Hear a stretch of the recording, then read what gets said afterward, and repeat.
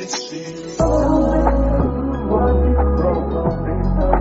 how y'all doing? Nizera ko mumeze neza, nanjye meze bo.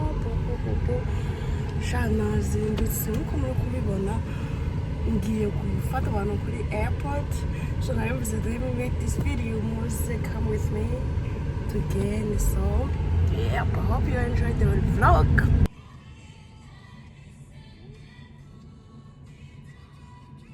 So guys, baraye bambwiye ko nyine duhurira ku kibuga saa 5 za mu gitondo, ariko nyine natinze kubyuka. Abandi nyine baransiga, none ngiye ndi kugenda nyine, ariko bo bari ku kibuga ngiye kubasanga. Gusa nyine barimo bambwira ko batari kubabona, ndetse barwamagana n'abakeswaka babo bagasanga nyine ntabwo bari kwitaba amatelefone, like we not really sure nimba bari buze saa 5. Twebwe tugomba gusa kuba tuhari nyine tukabategereza kugeza baje. So come with us, muspending umunsi kumwe natwe kubera ndi kubona uri bube muremure pe. I'm here ba parking sawa, ikibazo hari abantu benshi barapakiye n'udya to baruzuye. So let me call, let me ask where they are. Your call has been forwarded to voice.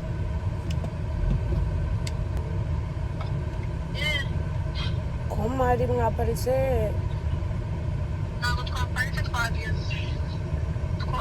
Mwafashe murebe ukuntu abantu buzuye, bamwe bari inyuma yanjye abandi imbere yanjye, simbizi niba ndi buparike yiyi, I don't know.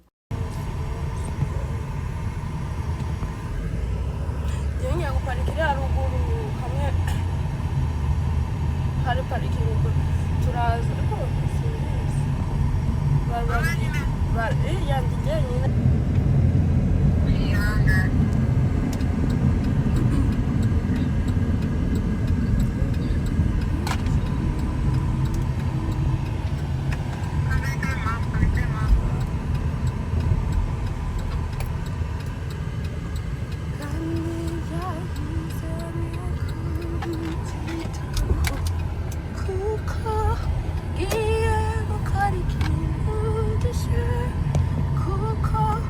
Kubera ko parking zose zuzuye, ngiye guparika no ku ruhande ubwo ndasigamo emergency. Ubwo ndi kuvuga kubera ko nabyutse sinagira umuntu mvugisha, ngo mfite ibitotsi mu maso, none mva how I sound. Okay, so again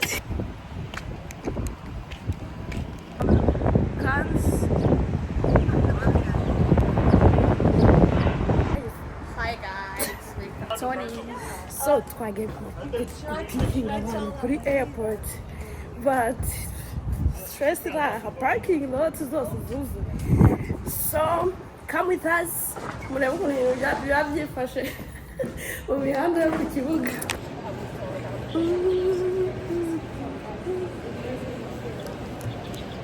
Bavuye Amerika mu mihanda ya New York. Okay, I got to see them now. No.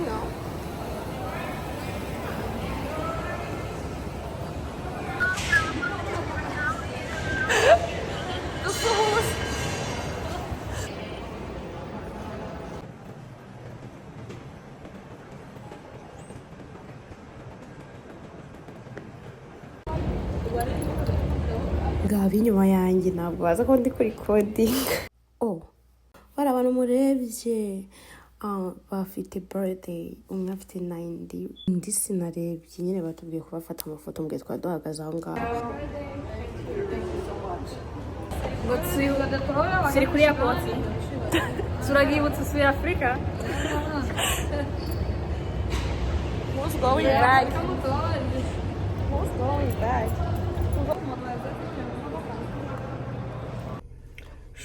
Izuba ryatwishe ryabaye ryinshi, none nimba twaje kare, I don't know. Batubwiye ngo amasaha arahindutse, ngo bari buze saa 10. Ubwo nyine tugiye gusubira mu rugo, turaza kugaruka. Niba ndi bukomeze vlog, nimubona nayipostinze ubwo muzamenye ko nyine byagenze neza, ariko nimubona nayipostinze, that will be it. So I'm waiting for my friends to come. they are behind me sinzi ko nababona nyine ntabwo bari bahaguruka nabo ubu ya kubera inzara yatwishe baramamagaye oui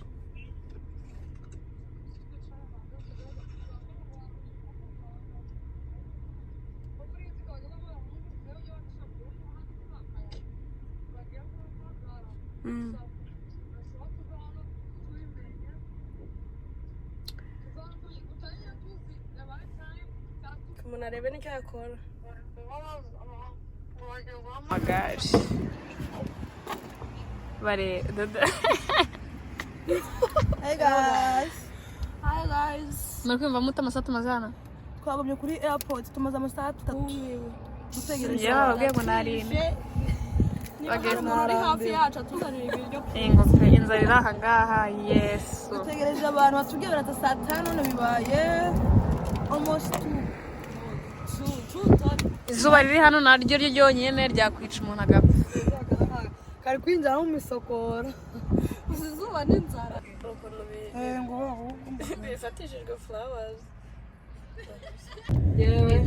hey guys ubu turatashe dusanze indege iri bugere hano saa moya twaje saa 4 hano za mu gitondo birababaje dore amasaha birababaje kugira ngo bave muri Africa bro is so hard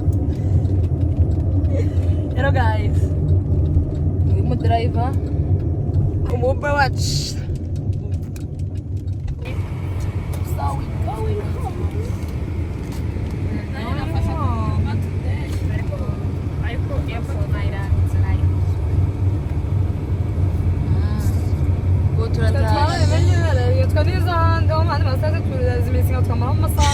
turayizenguruka tukazenguruka igihugu cy'indege cyose ntabwo ari amisiga indege every time nanjye misiga flight ahubwo baraduhindurira misiga flight sindara muri airport mujye mushira extra money babahereze hoteli tebe tugiye amahane twanisura indege guys finally tugeze mu rugo tugiye kurya muze dusangire let's go eat guys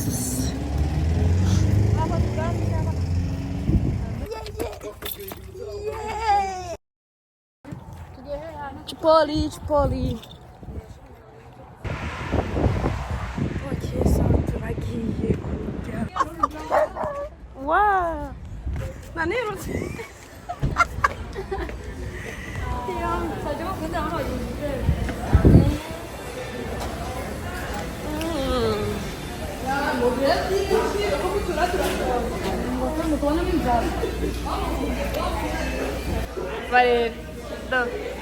So of course hano hose haba ari abantu benshi twagomba gutegereza bamwe nyine twarambiye inzara yatwishe izuba n'inzara ni hatari yep hano haba umurongo dore umurongo w'abantu hano damn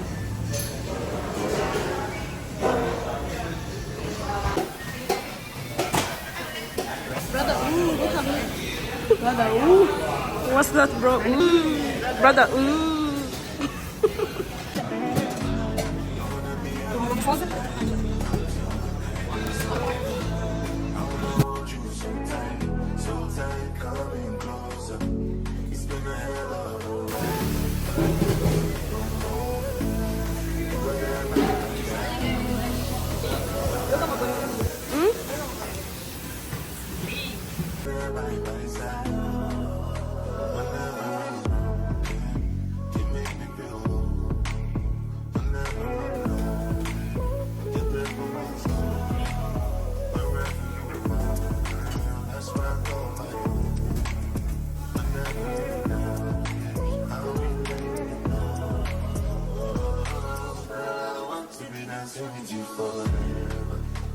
see through the storm, take me as I am.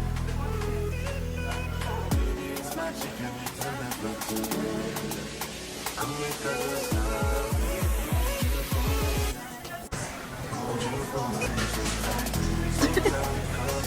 Okay, so turagiye. Oh, thank you.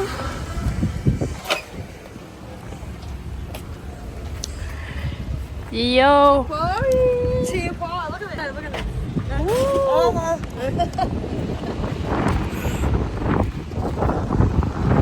Brother, ooh. Okay, so guys, this is my second time trying Chipotle. So, me and your girl, we have the same. There you go. Yeah. Okay, so, muze twatake. Enjoy. So turi kugenda turatashe ba ngiye ntabwo ndugumane nabo ngiye decoration inzara after now turi 1:35 ifite appointment 3 so turagaruka hano at 7 so ngiye genda koresha inzara animvayo njye kubareba ubundi turongera tubonane ayo masaha so bye.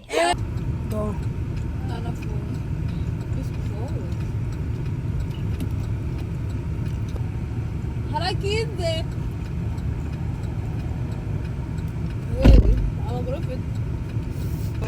Araje uko twataha. Okay guys, umva uyu munsi wabaye muremure. Abantu bose bagiye nasigaye njyenyine but kubera nari mfite guhita ngenda ku isoko so muze tujyane no guhaha ni utuntu duke gusa noneho ndongera ku vloginga at 7 dusubiye kuri airport so umunsi wabaye muremure ni danje kandi arashyushye so bad.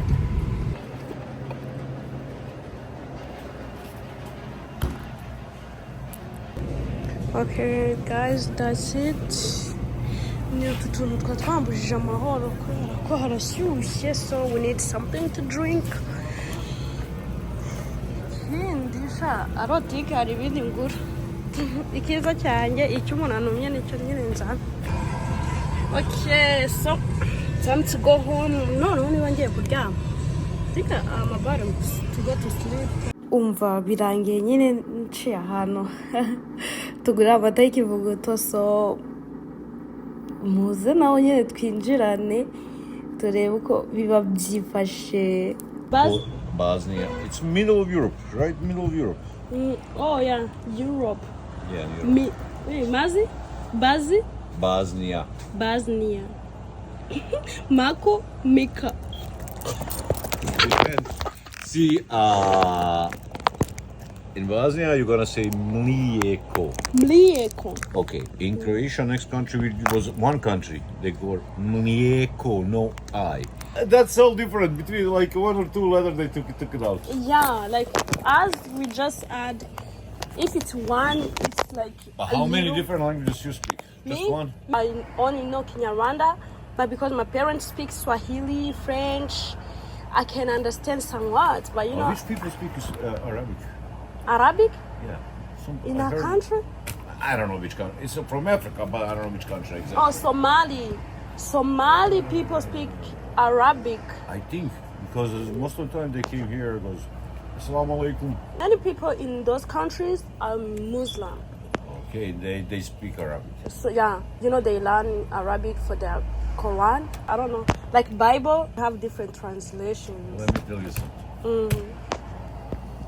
All divide people like I grew up, Yeah, and two groups of the people, just two groups, good and bad. yeah, I know. There is no religion. Trust me, it's all business. Let's say, why do I have to hate you because you're different color? Because of my beliefs, like because of my God. Why would I That's hate you? evil. That's crazy.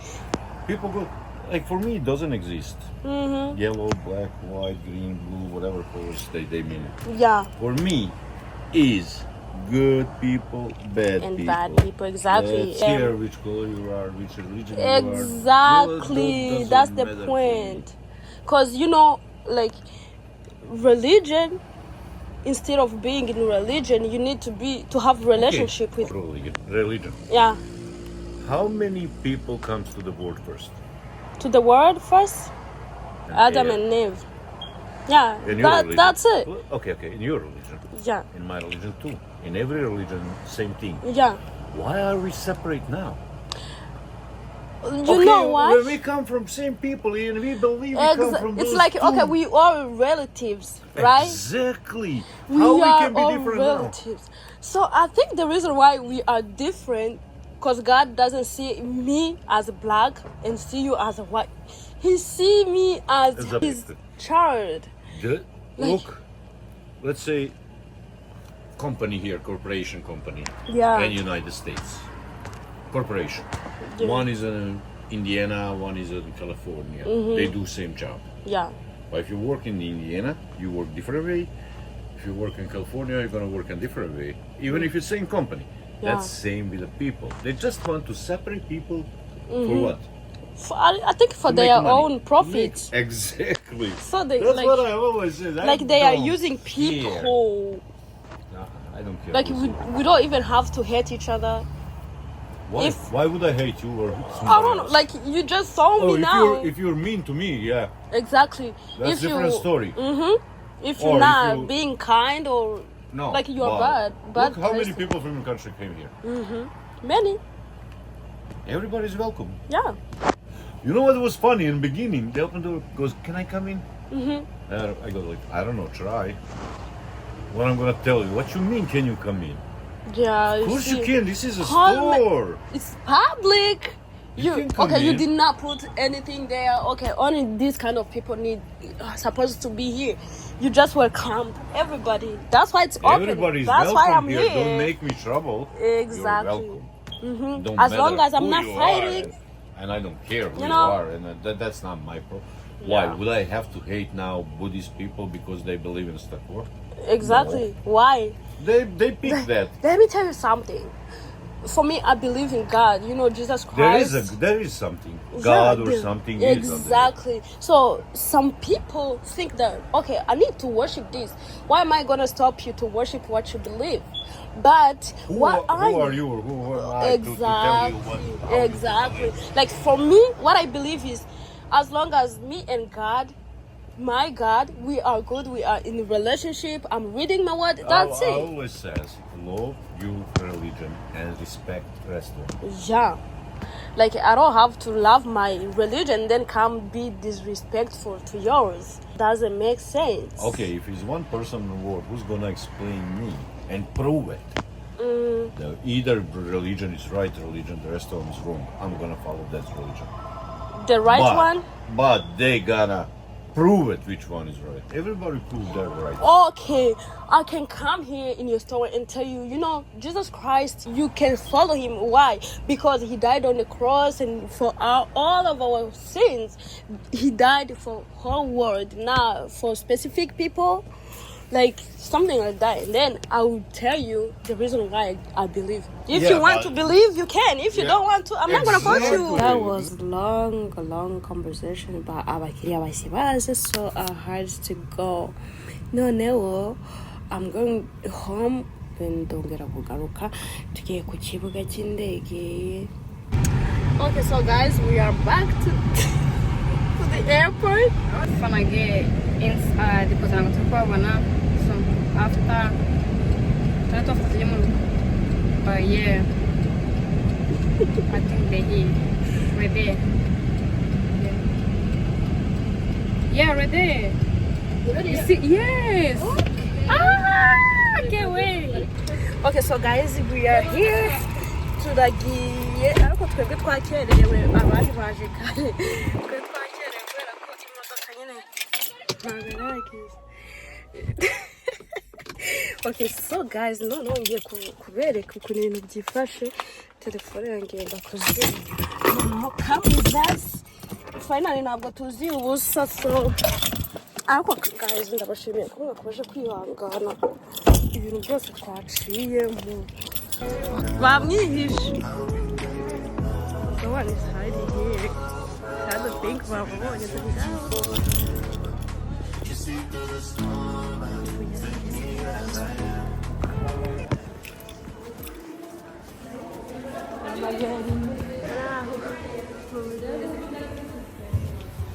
Sashim.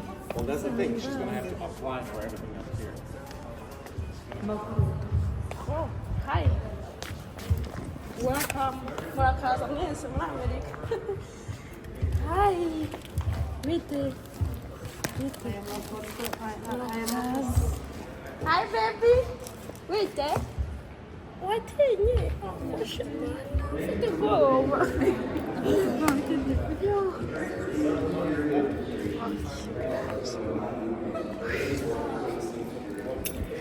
Twe tuzamaragira mu gitondo.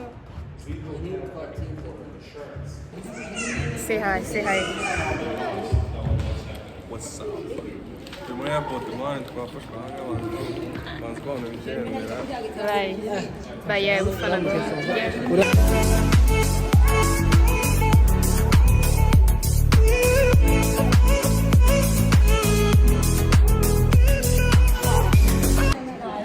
Giselle, look. Eje. Hello, guys. Turacyari airport amasaha since like 10 a.m. turi hanze twatashye turagaruka now it's 7 almost 8 tukiri kuri airport imagine. Okay, so guys, tugiye kujyana ibintu mu rugo. Nambara. No, bo barakigendanira hepfo. It's laying outside all the way out. Yo muturebe. Mudukunde. Jesus, kwa turahabaye. Guys, tujyanye ibikapu mu modoka we.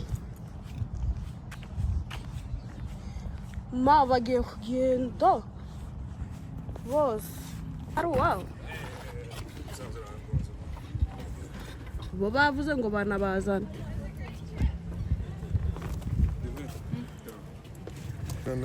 batuzaniye amafaranga ijana. Jesus, banki nkuru y'u Rwanda, oh my god.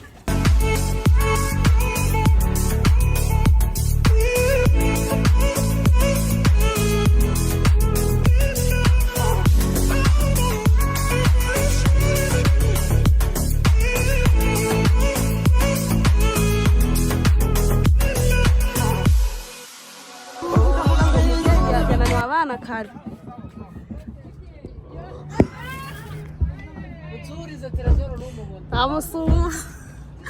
Oui. Okay, bye guys. See you. Bye. Thank you. You're welcome. Wait, so ngiye njyenyine. No, ndi kubona umuntu. Okay guys, so bamwe baragiye abandi barasigaye ubwo nyine nahejo. Look at them. Okay, so guys, now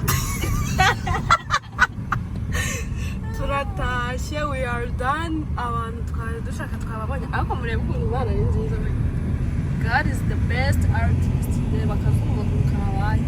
Okay, so guys, thank you for watching today's vlog. Hope you enjoyed it. See you next time.